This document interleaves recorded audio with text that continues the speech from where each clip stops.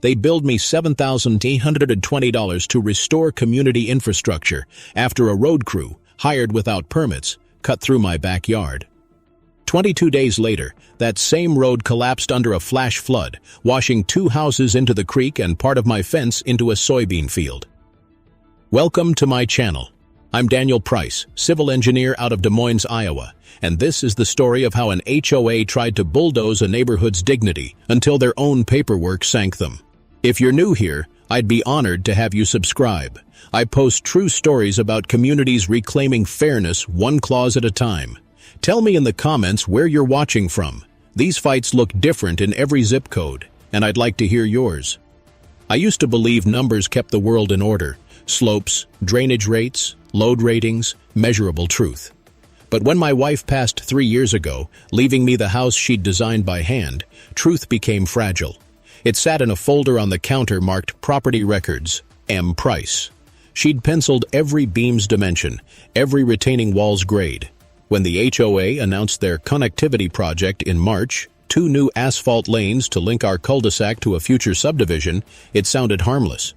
Until the orange stakes appeared right behind my garden.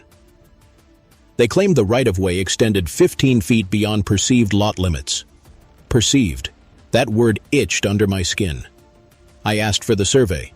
They sent a PDF with a watermark reading, "Concept only."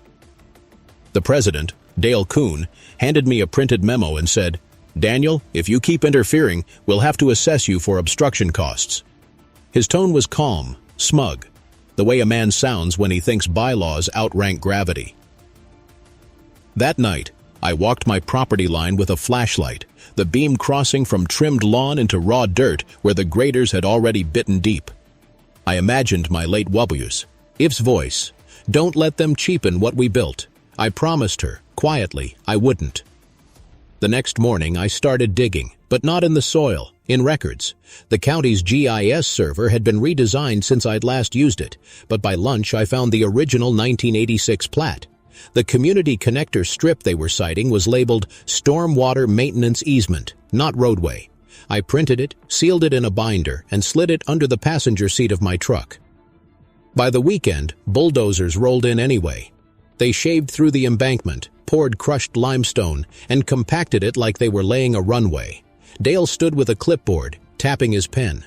I filmed discreetly from my porch, my phone on a mini tripod behind the mailbox, because Iowa's a one-party consent state for recording. No narration, just date and timestamp.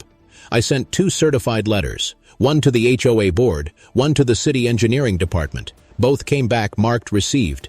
No reply. 10 days later, a dump truck backed over my sprinkler line. The foreman shrugged, said, "Talk to your association." I tried. At the next board meeting in the clubhouse, Dale smiled across the folding table, voice syrupy. "Mr. Price, progress demands compromise. You're standing in the way of safety improvements."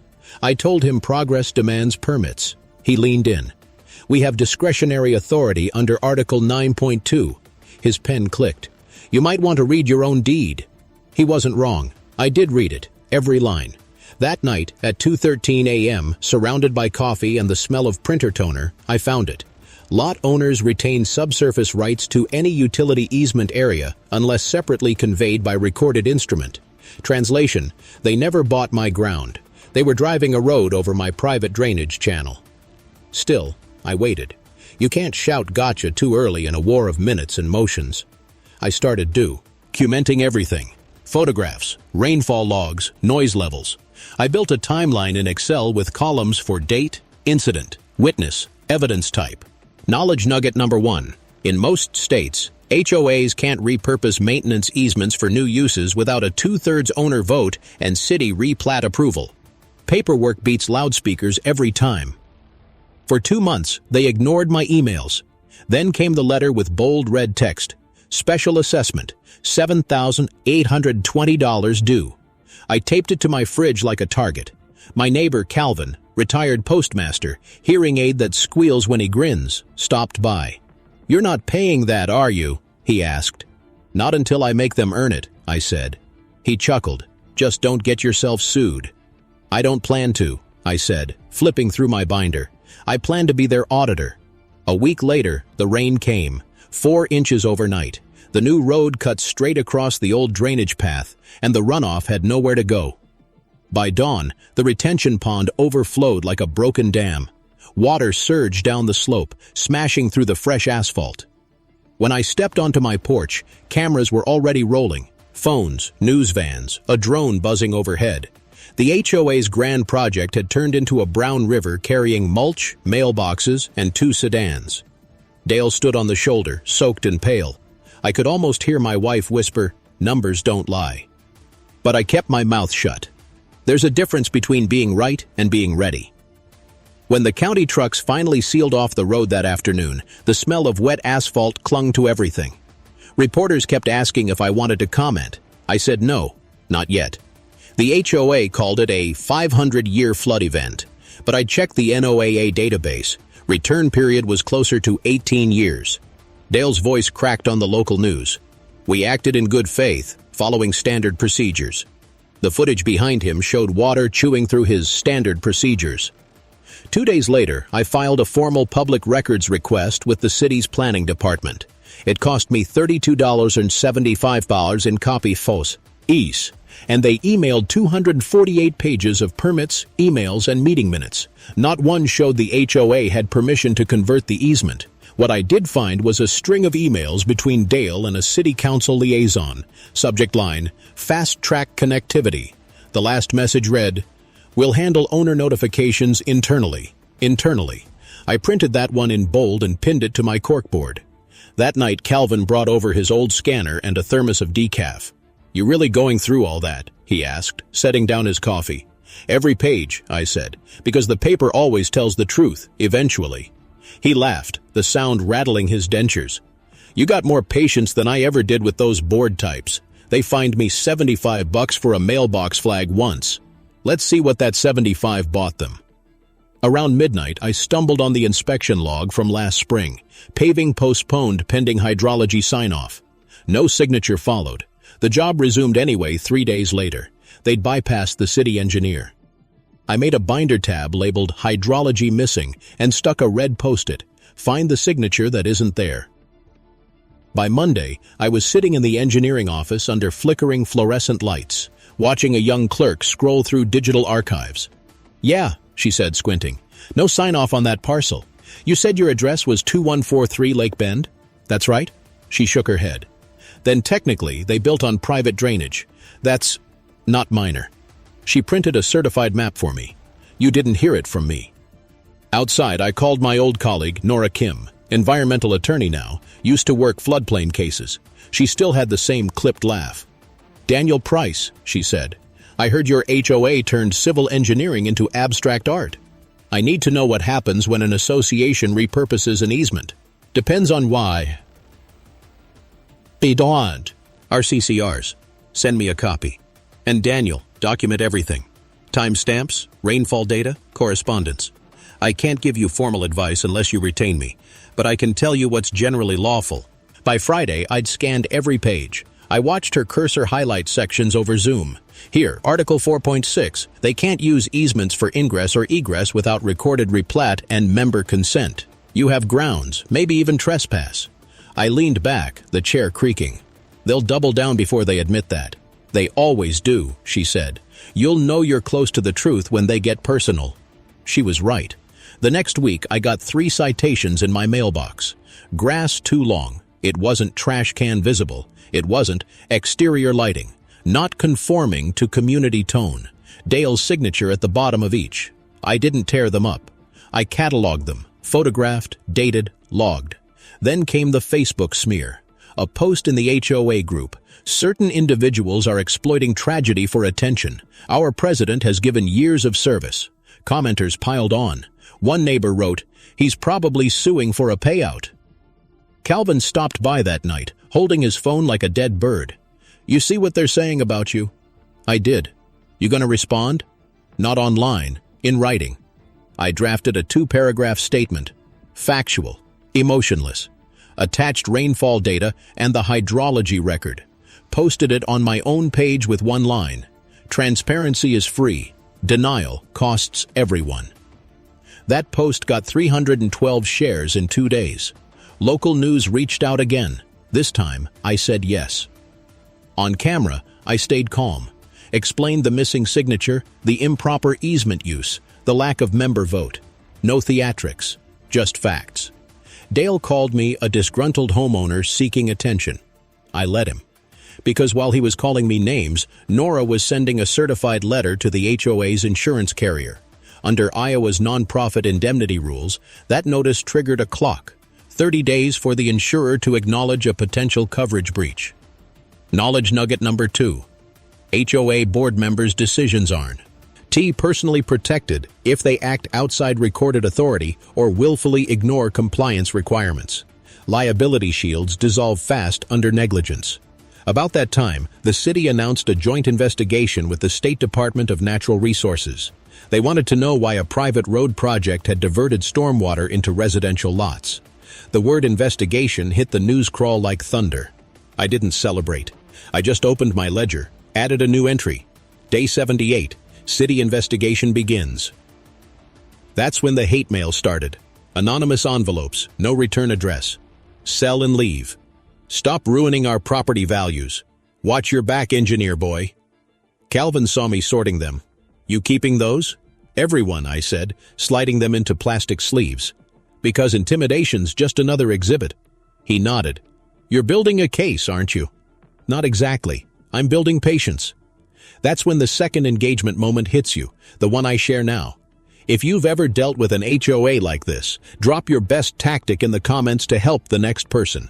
If you've never faced one, you might be surprised how many board members read these threads. Leave your message for them here. By week 12, Dale called an emergency meeting. To restore order, he said in the email. I printed it too. I showed up with 3 binders and a quiet smile. The clubhouse smelled like burnt coffee and printer toner, the air thick with whispers. About 40 residents filled the folding chairs, their murmurs dying when Dale tapped the mic. We're here, he began, to discuss recent disruptions caused by misinformation circulating online. His eyes found me in the 3rd row. I didn't move. My binder sat on my lap, the tab for hydrology missing, sticking out like a blade. He went on about rumor control and protecting property values. Then came the part I'd be and waiting for. Our association acted under delegated authority from the prior developer. I raised my hand. Which developer, Dale? The one that dissolved in 1994 or the one that never recorded its transfer? The room shifted, chairs squeaking, heads turning. He frowned. We're not litigating that tonight. No, I said evenly. We're just ignoring the law in public. A woman near the back whispered, "Is that true?" And suddenly, it was no longer a monologue. Voices layered over each other. Dale hammered the gavel he'd bought off Amazon. Order. I opened my binder and laid a single photocopy on the table by the board, the dissolution certificate of Lake Bend Development LLC, dated July 7, 1994. Your delegated authority died with that company. The room went quiet enough to hear the fluorescent hum. Dale's face reddened, but he kept composure. This document may not be authentic, he said. It's from the Secretary of State's database, I replied. Public record. Anyone can verify. Calvin, standing by the coffee urn, muttered, Guess rumor control just hit a pothole. After the meeting, I walked out into the parking lot. Rain started again, soft at first, tapping the hoods of cars. I tilted my face up and let it fall. It smelled like iron and asphalt dust.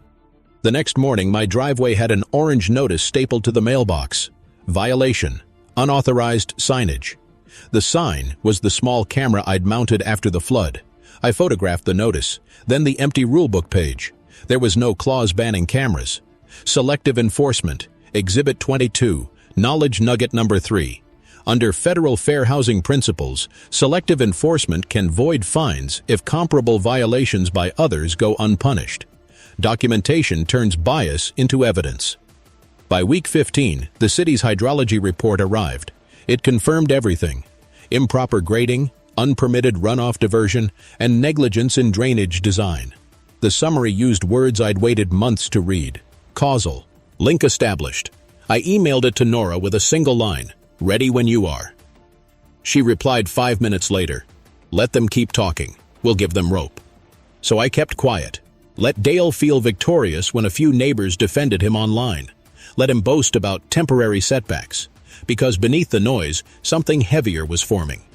While they patched the road with sandbags and excuses, I traced property lines deeper. County assessor's database, parcel by parcel. That's when I found the leverage I didn't know I was searching for. At the southern edge of our subdivision sat a narrow strip of land, 47 feet wide, 210 feet long, used as access to the retention pond. Listed owner, Prairie Drainage Trust, no contact info. I requested the deed. 3 days later, the PDF hit my inbox. The trust had dissolved in 2012. Ownership reverted to successor of recorded interest. That successor was whoever held the original maintenance assignment. I looked at the scanned signature. D. Price, Civil Engineer, Project Surveyor, 1986. My wife had witnessed that signature. I'd filed the original record myself, which meant the successor was me. The pond access road the HOA used for every maintenance vehicle technically sat on my inherited parcel. They'd been trespassing for years. I closed my laptop, heartbeat steady, almost serene. The leverage was real, and it was legal. Still, I didn't announce it. I called Nora. I found something, I said. Her tone sharpened. Title or easement? Both, depending how you read the reversion clause. She exhaled. Then stop talking to everyone else. This is your ace. That night, Calvin and I sat on my porch, rain dripping from the eaves. He poured whiskey into mismatched mugs. So what's next? He asked. Paperwork, I said, quietly. Think they'll back off? No, I said, looking at the black water pooled in the ditch. They'll push harder, but this time, every step they take will be on my land. He grinned, slow and proud. Then make sure you charge rent. The week after, Dale's crew showed up again, shoveling gravel onto the collapsed section. I filmed them calmly from my porch. This time, I didn't send an email. I sent a certified cease and desist citing unauthorized occupation of private property under Iowa Code 716.7. 2 days later, the HOA attorney, new guy named Russell, called me. Mr. Price, we believe you're mistaken about the boundary. Boundaries are my profession, I said, but you're welcome to bring your survey. He hesitated. If there's a misunderstanding, maybe we can resolve it without admitting fault, I said. Sure, bring it in writing. He hung up without another word. That evening, I looked out over the field where the road used to be. The sunset reflected off puddles, gold on brown. My wife would have smiled at that light. I whispered, we're getting closer. And if you're watching, here's a question for you. How far should an HOA control what's on your land, your porch, your grass, your view? Tell me where the line should be, or at least like the video if you've felt it crossed. By week 17, I had every document sealed in labeled envelopes, waiting for the right moment to open them. And that moment was coming faster than anyone on the board realized. The call came at 7:42 a.m. on a Thursday. Dale's voice, tight, rehearsed. Daniel, the board voted last night to impose a lien for unpaid assessments. You'll receive notice by mail.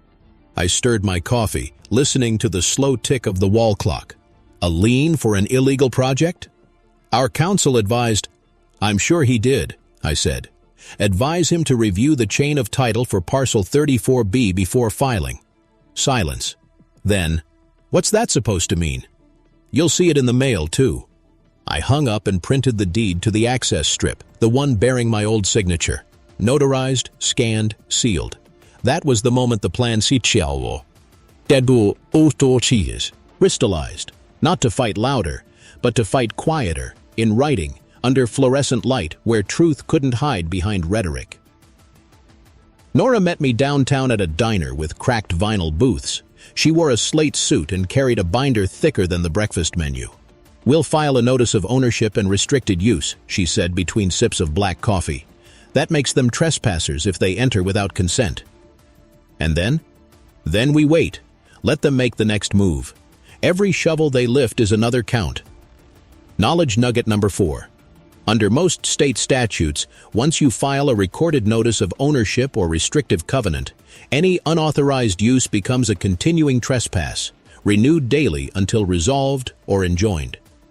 It felt strange, weaponizing patience. I'd spent my life solving problems in minutes, but now every hour of silence worked in my favor.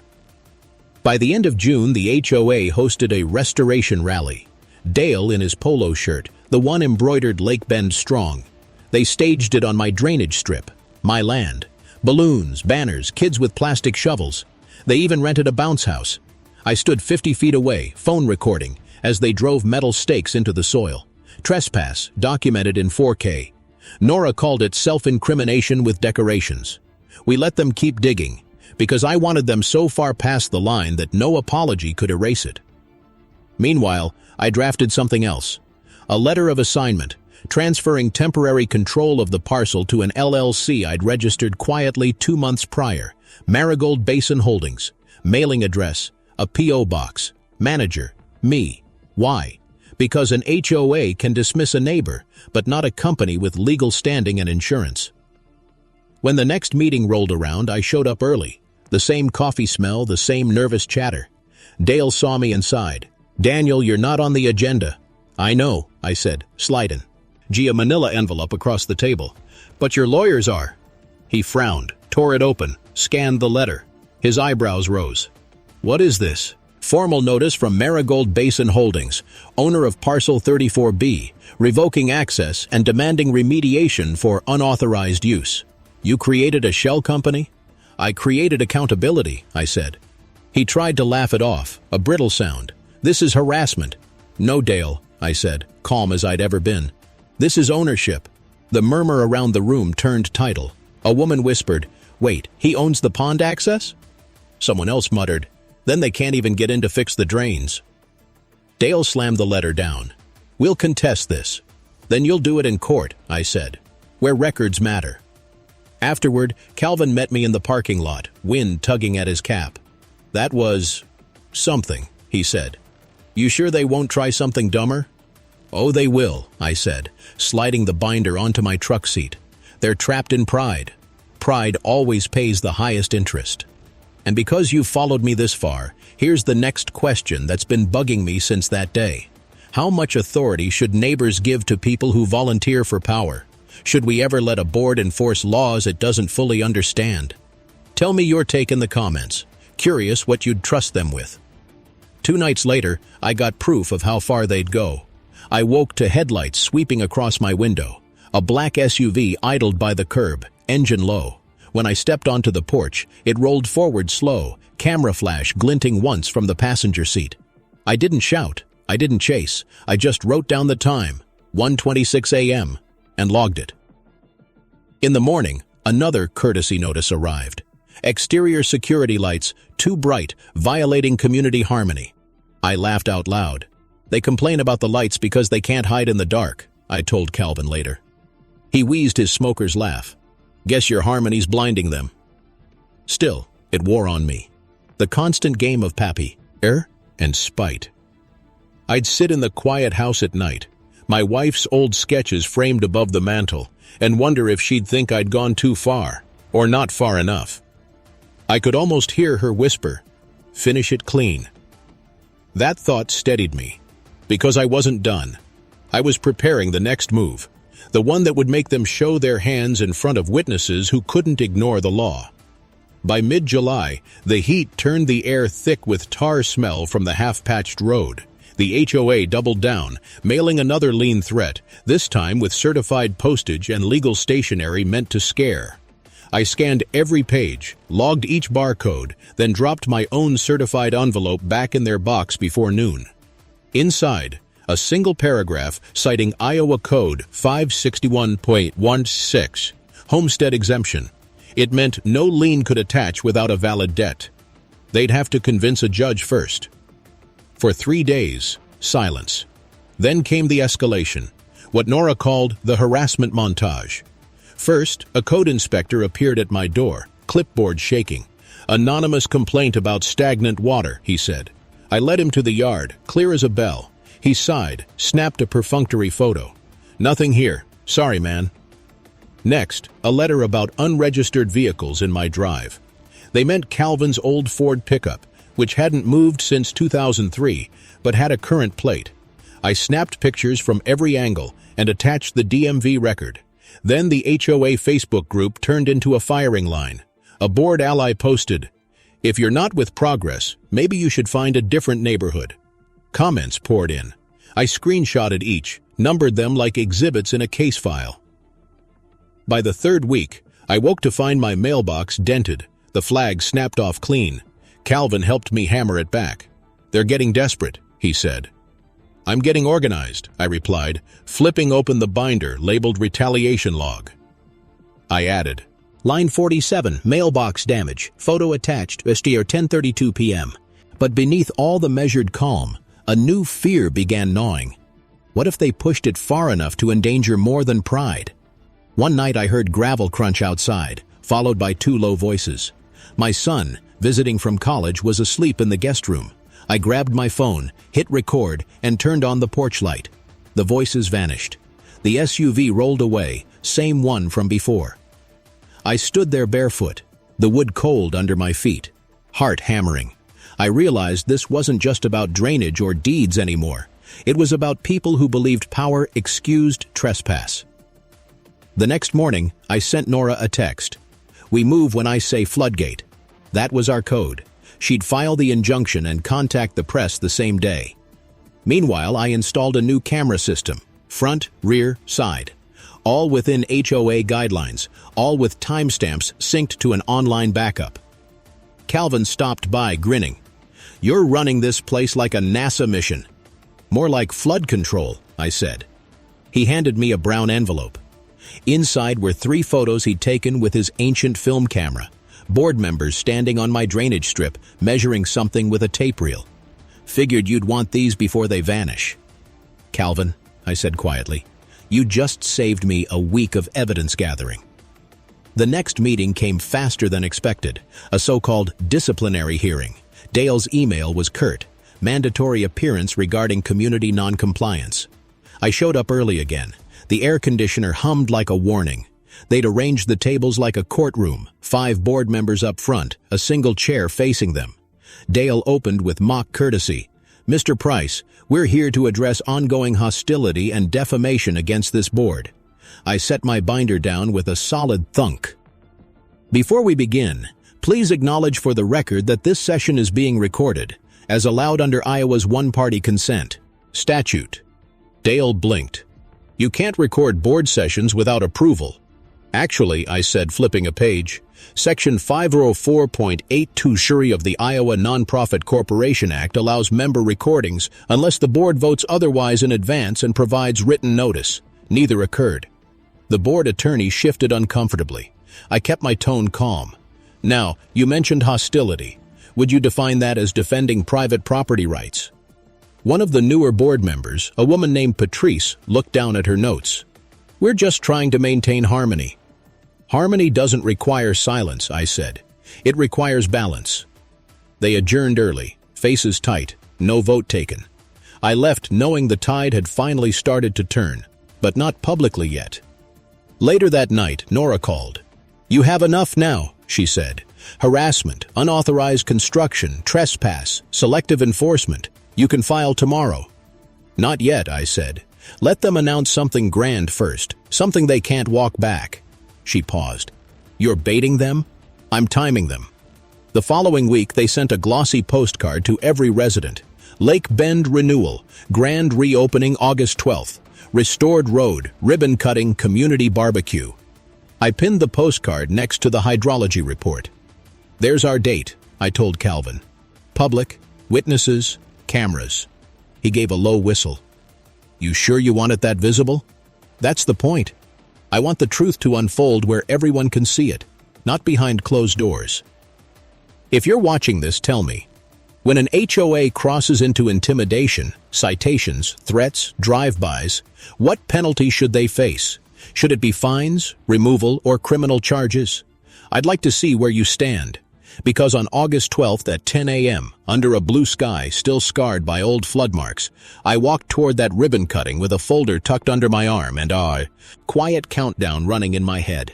The smell of grilled hot dogs mixed with diesel from the generator powering the sound system. Red, white, and blue ribbons stretched across the new asphalt. My soil beneath it, their stage above it. A banner read, "Lake Bend Reborn." Kids ran with balloons. Neighbors smiled like they wanted to believe this was the end of the chaos. Dale stood at the mic, tan blazer over khakis, voice slick with rehearsed confidence. "Today marks a new beginning for our community," he said, "a triumph of cooperation over obstruction." His eyes flicked toward me when he said that last word. I stayed near the back, sunlight glinting off the binder under my arm. Inside was everything: photos, certified letters, hydrology report, the deed, and a notarized notice of property rights signed that very morning. I waited until he called for applause, until cameras flashed, until the local councilman reached for the scissors. Then I stepped forward. "Before you cut that," I said, projecting just enough to ride the microphone's edge, "you might want to know you're standing on private property." The murmur started soft, then rose like wind through dry leaves. Dale blinked. "Excuse me?" I opened the folder and lifted the first document. Parcel 34B, recorded June 18, 1986. Ownership reverted to successor of record upon dissolution of Prairie Drainage Trust in 2012. That successor, I held up the notarized copy, is me. He laughed, trying for charm. "You can't just claim land, Daniel." "You're right," I said. "You have to prove it." I handed a second copy to the city inspector standing nearby. "That's the proof." The inspector, a tall woman with mirrored sunglasses and a clipboard, scanned the paper. "This is a recorded deed." She looked up. "You built over his property?" The crowd gasped. Cameras swung toward Dale. He stammered, This is a misunderstanding." "No," I said, keeping my VTH. "We steady. It's a matter of law." The inspector signaled to two officers standing near the parking cones.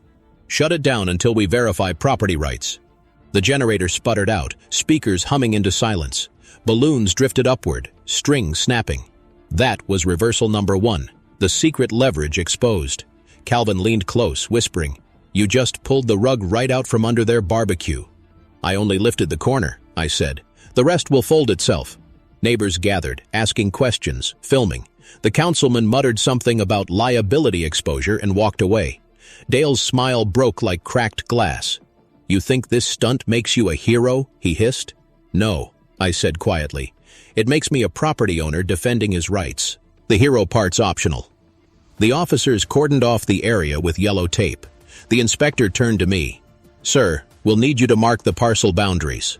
"Already done," I said, pointing to the survey flags tucked along the ditch. "Red, every 15 feet.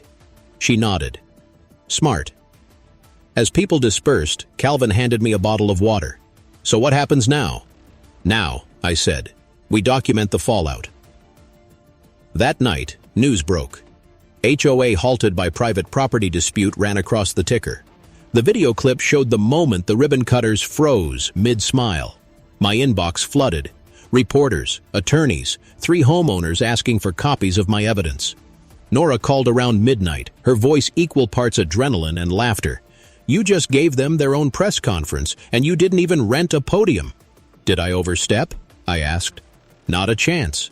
You stayed factual, public, lawful, and now they have to explain it to the insurer." That insurer part mattered more than anyone realized. Once the claim hit their desk, they'd suspend coverage pending investigation. No coverage, no operations. For the first time in months, I slept 8 full hours. When I woke, my phone buzzed nonstop. Texts from neighbors thanking me. A voicemail from Dale's lawyer sounding half-panicked. "Mr. Price, we'd like to discuss potential resolution options." I didn't answer. Not yet. Because the leverage wasn't just land, it was time. Every day the road stayed closed cost the HOA roughly $420 in contractor fees and equipment rental. I let that clock tick loud in their ears. If you're watching right now, think about this. When people in power break the rules they enforce, what's the fair consequence? Should losing insurance or office be enough, or should there be criminal charges when negligence hurts others? Let me know what accountability looks like to you. 2 days later, Dale showed up at my gate. He didn't smile this time. Sweat darkened his collar. "Can we talk?" he asked. I stepped out, arms crossed. "Talk's free, actions aren't." "We went too far," he said quietly. "Maybe we can fix this without lawyers." "Then you'd better bring a vote," I said. Because fixing it means changing how you run this community. He swallowed. I'll call an emergency session. Do that, I said, turning toward the house. And bring your bylaws. You'll need them. As the SUV pulled away, I could already feel the story shifting, not toward vengeance, but toward reform. But that required one last push, a deal that would outlast me, outlast him, and finally give the neighborhood back to itself. 3 nights later, the clubhouse parking lot overflowed with cars. Word of the property dispute had spread faster than any HOA email ever could. People wanted answers, not slogans. Dale stood at the front table again, hair slicked back, a man who'd rehearsed but hadn't slept. The air was heavy with humidity and accusation. I came in with Nora this time. She'd flown in from Chicago that morning, gray suit, calm eyes. Calvin sat near the front, thermos in hand. end. The murmur quieted when the city inspector entered and took a seat beside the podium. She was the neutral authority now, badge glinting under fluorescent light. Dale cleared his throat. We've called this meeting to address ongoing confusion regarding parcel boundaries and insurance matters. Confusion! Someone shouted from the back. You built a road on private land. He tried to hush them, but the crowd had its own rhythm now. I waited until the noise ebbed, then rose from my chair. Let's make this simple, I said, walking forward. Your board used association funds for unpermitted construction, ignored hydrology reports, and threatened members with illegal liens. I have documentation for every act. Dale straightened. You're not an attorney, Mr. Price. No, I said. I'm the guy whose wife helped design this neighborhood's drainage system, and I'm holding the deed you forgot existed. Nora opened the binder on the table, pages fanning out like cards in a magician's final act. Here's the chain of title, she said evenly. Here are the inspection gaps, the missing vote tallies, and the insurer's temporary suspension notice effective yesterday. The inspector leaned into the mic. I've verified these documents. The HOA cannot access or alter the affected property until the ownership dispute is resolved. Any further activity would constitute trespass. Gasps spread like wind over tall grass. Dale's shoulders slumped. This isn't fair, he muttered. Fairness is measured in transparency, I said. From the back, Calvin spoke up, voice rough but steady. We're tired of secret meetings and fake fines. We just want accountability. That broke the room open. Applause, murmurs of agreement, a woman wiping her eyes. For the first time, I saw people looking at each other instead of down at their fee statements. Dale banged the gavel again, but it sounded whole, low. You're destroying this community, he said. No, I replied. You did that when you forgot who you serve. The inspector turned to me. Mr. Price, will you be pressing charges?